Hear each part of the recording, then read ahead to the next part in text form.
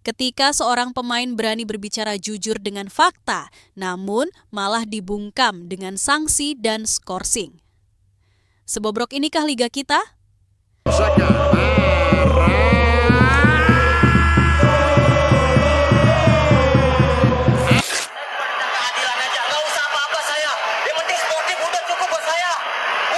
Sudah jadi rahasia umum bahwa sepak bola Indonesia bukan cuma soal drama di lapangan, tapi juga soal keputusan-keputusan aneh yang terjadi di dalam tubuh liga itu sendiri.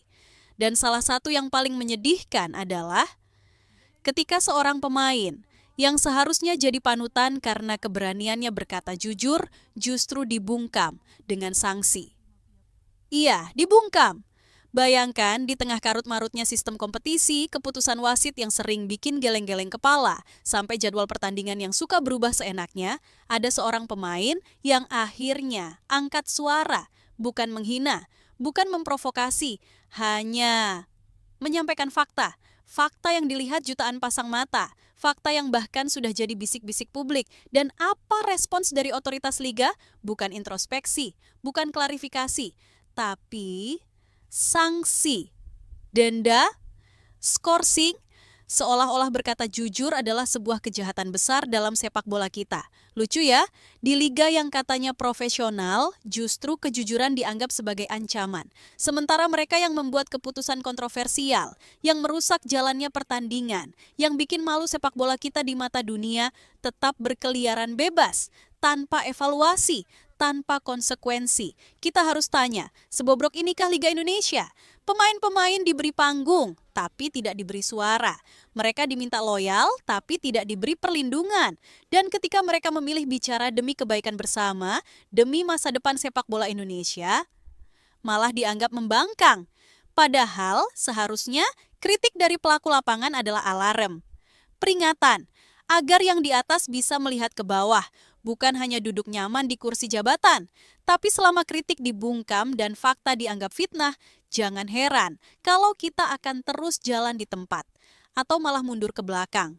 Karena liga yang sehat adalah liga yang mau mendengar, bukan yang hanya ingin dipuji.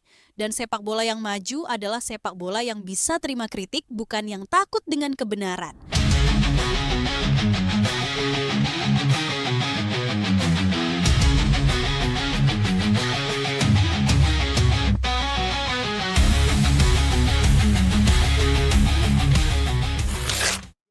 Di negara lain, seorang kapten tim yang berbicara lantang soal keadilan akan disebut pemimpin. Tapi di Indonesia, ia malah dianggap pembangkang. Lihat saja apa yang baru saja menimpa Yuran Fernandes, pemain belakang tangguh PSM Makassar yang kini jadi korban dari sistem sepak bola yang alergi pada kritik. Semua bermula dari satu unggahan di media sosial.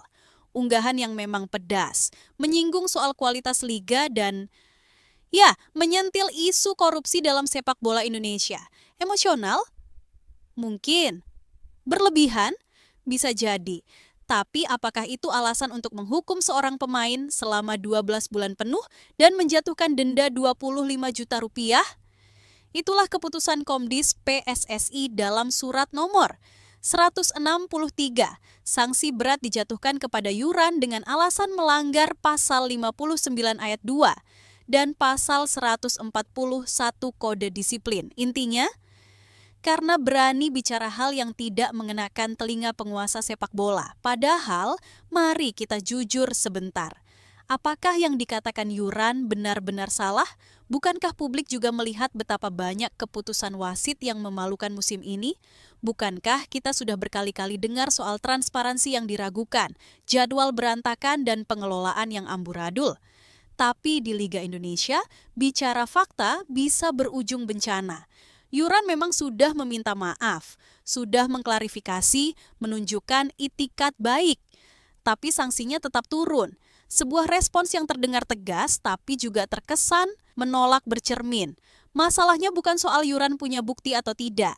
Masalahnya adalah kenapa reaksi terhadap kritik selalu lebih cepat daripada reaksi terhadap akar masalah yang dikritik. Dan lebih parah lagi, sanksi ini diumumkan setelah PSM menyelesaikan persiapan pertandingan. Seakan-akan ingin menjatuhkan mental tim secara maksimal. Wajar kalau manajemen PSM Makassar merasa tidak adil dan menyatakan akan mengajukan banding. Ini bukan cuma soal satu pemain, tapi soal prinsip.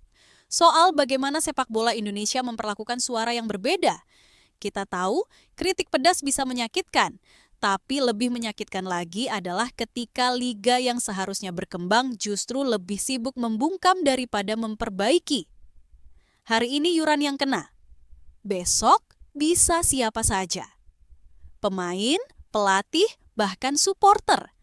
Karena di Liga Indonesia, kebenaran bisa jadi pelanggaran dan keberanian bisa dianggap pemberontakan. Maka kita harus bertanya bersama, sebobrok inikah cara kita mengelola sepak bola? Apakah sistem ini ingin maju atau hanya ingin terlihat baik di permukaan sambil menumpuk luka di dalam? Sepak bola bukan cuma soal skor, tapi juga soal integritas. Dan selama suara-suara jujur terus dibungkam, maka jangan heran kalau prestasi kita juga terus terpendam.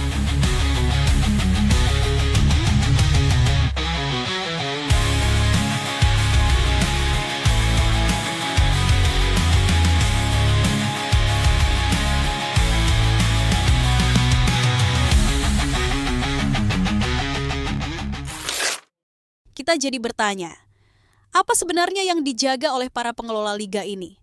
Citra, wibawa, atau ego? Karena kalau memang mau jaga integritas, yang harusnya dikasih sanksi itu bukan pemain yang jujur, tapi sistem yang bobrok. Tapi ini terbalik, yang jujur disikat, yang bikin malu malah lolos. Sepak bola itu soal kejujuran, sportivitas, dan keberanian. Kalau pemain aja nggak boleh jujur, kita mau berharap apa dari generasi berikutnya? Liga yang sehat adalah liga yang bisa menerima kritik, bukan cuma terima pujian.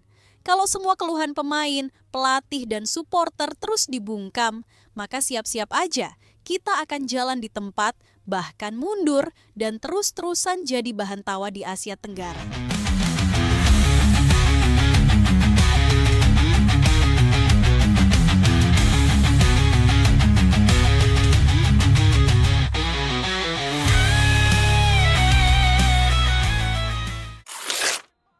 Ada sesuatu yang terasa janggal, tapi nyata.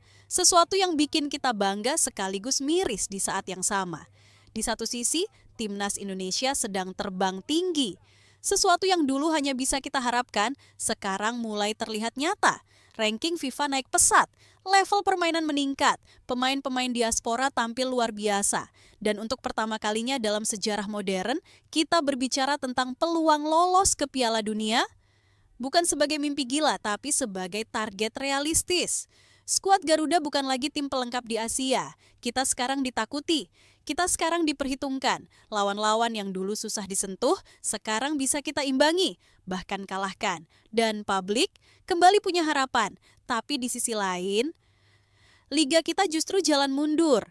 Kualitas pertandingan masih memprihatinkan, wasit penuh kontroversi, jadwal amburadul, infrastruktur banyak yang belum layak, dan yang paling parah, sistem kompetisinya sendiri seolah hidup tanpa arah.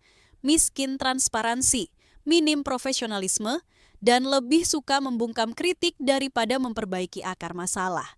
Ironi, itulah kata yang paling pas untuk menggambarkan situasi sepak bola Indonesia hari ini. Bayangkan, seandainya Indonesia benar-benar lolos ke Piala Dunia, tapi di saat yang sama, liga kita masih berada di level yang bahkan lebih buruk dari negara-negara yang gagal ikut kualifikasi. Sebut saja, ada negara-negara Asia yang tak pernah muncul di radar FIFA, tapi liga mereka sudah jauh lebih profesional. Punya VAR, punya sistem promosi degradasi yang adil, punya wasit yang dievaluasi secara terbuka, dan manajemen klub yang sehat. Sementara kita masih ribut soal wasit, masih bingung kapan jadwal pertandingan sebenarnya, masih menghukum pemain karena bicara jujur. Dan itu mengkhawatirkan, karena sesukses apapun timnas, kalau liganya bobrok, maka fondasinya rapuh. Sepak bola tidak bisa hidup dari timnas saja. Pemain-pemain hebat lahir dari liga yang sehat. Kompetisi domestik adalah akar dari seluruh prestasi. Punya pemain diaspora, punya generasi emas, jika tempat mereka kembali, liga yang membesarkan dan membentuk mereka justru seperti Medan Ranjau, Kita tidak butuh pencitraan, kita butuh perubahan. Jangan sampai dunia melihat kita sebagai negara yang timnasnya kuat, tapi liganya memalukan. Jangan sampai kita jadi bahan tanya, negara ini lolos Piala Dunia, tapi kok liganya seperti ini? Ini bukan soal gengsi. Ini soal tanggung jawab, karena jika federasi dan operator liga terus abai, maka mereka bukan hanya menghambat perkembangan klub, tapi juga merusak ekosistem yang menopang timnas itu sendiri. Sekarang saatnya kita menuntut lebih, bukan cuma dari pemain atau pelatih, tapi dari mereka yang duduk di atas yang punya kuasa untuk mengubah arah. Kalau timnas bisa berprogres, kenapa liga tidak bisa? Apa yang salah? Atau siapa yang menolak berubah? Sepak bola Indonesia sedang di persimpangan jalan. Timnas sudah memilih jalan maju, tapi liga masih sibuk berputar di tempat, bahkan terkadang mundur. Kalau kita mau jadi kekuatan besar di Asia, bahkan dunia, maka liga harus bangkit. Karena kita tidak bisa terus berharap pada timnas sambil membiarkan rumahnya terbakar.